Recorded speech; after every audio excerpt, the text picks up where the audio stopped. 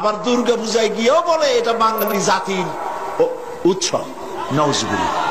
আমি বুঝি না এরপরেও তার ধর্মমন্ত্রিত্ব থাকে কেমন। এইটা মৌলানা নামের কলঙ্ক। চাকরি রক্ষার জন্য থামেন থামেন, চাকরি রাখার জন্য মানুষ এইভাবে নিজের ঈমান নষ্ট করে। আরে বাবা, দুর্গা পূজা হিন্দুর উৎসব। আমি 1,00,000 বার 1 কোটি বার বলবো, দুর্গা পূজার সাথে এই দেশের মুসলমানদের কোন সম্পর্ক নাই। এটা মুসলমানদের অনুষ্ঠান নয়। তথাকথিত ওই মন্ত্রীর মৌলানা নাম, মৌলানা শব্দ দুর্ভাগ্যজনক ভাবে তার নামে লেগে গেছে। আর হইতে পারে এই মুসলমানদের জন্য নিশ্চয়ই নয়। এটা হিন্দু ভাইয়েরা তাদের ধর্ম পালন করুন, আমাদের আপত্তি নেই। আমরা ঈদ করি, তারা পূজা করবে, কিন্তু ওইটা আমার উৎসব। এই কথা কেন বলবো আমি? হিন্দুরা কি কোনোদিন বলে যে ঈদ আমাদের উৎসব? তো তুমি তোমার চাকরি রক্ষার জন্য এত পাও চাটো কেন?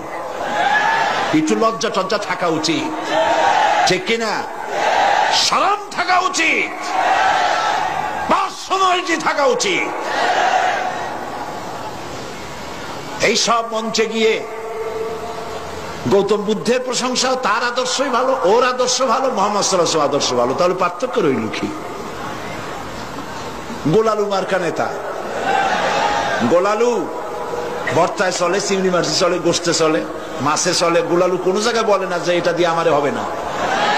কাজী ওরে পূজায়, পূজার মণ্ডপেও চলে, ঈদের মাঠেও চলে, সব জায়গায় চলে, জাহান্নামেও চলবে। আমি কারো সাথে মিশে যাই না। আমার অস্তিত্ব আলাদা, আমার কৃষ্টি, আমার কালচার, আমার সংস্কৃতি পৃথিবীবাসীর থেকে সম্পূর্ণ আলাদা। আমার আলাদা স্বতন্ত্র নিয়েই এই পৃথিবীতে আছি এবং বেঁচে থাকবো ইনশাআল্লাহ। আমি কারোর সাথে মিশে যেতে পারি না, কারণ আমার জন্য যেটা হালাল আর একজনের জন্য সেটা হারাম, ঠিক না? তার জন্য যেটা হালাল সেটা আমার জন্য একেবারে জনমের মতো হারাম। আমার জন্য গরু হালাল, আর একজনের জন্য গরু একদম হারাম। সে ওটারে পূজা করবে, আর আমি ওটারে খাই, ওর হাত দিয়ে সার বানাই, ওর চামড়া দিয়ে জুতো বানাই, আর ওইটা সে পূজা করে, ঠিক কিনা? তা আমার জন্য যেটা হালাল আর একজনের জন্য সেটা হারাম, কাজে ওর সাথে আমি মিশবো কি করে? আমার তো মিল হতে পারে না, সাংস্কৃতিক দিক থেকে তো কোনো মিল হবে না, কারণ আমি তো মুসলমান। আর যারা মেলে মুসলমান নাম দিয়া, মুসলমান নিশ্চয়ই নয়, মুনাফিক। এগুলা কি? নিঃসন্দেহে মুনাফিক, কাফেরের চাইতেও নিকৃষ্ট। আমি মুসলমান, আমার পরিচয় আমি মুসলমান। আমি মুসলমান হিসেবে বাঁচতে চাই, মুসলমান হিসেবে মরতে চাই, মুসলমান হিসেবে কিয়ামতে আল্লাহর দরবারে উঠতে চাই। এই কথাই আল্লাহ আমাকে শিখিয়ে দিয়েছে।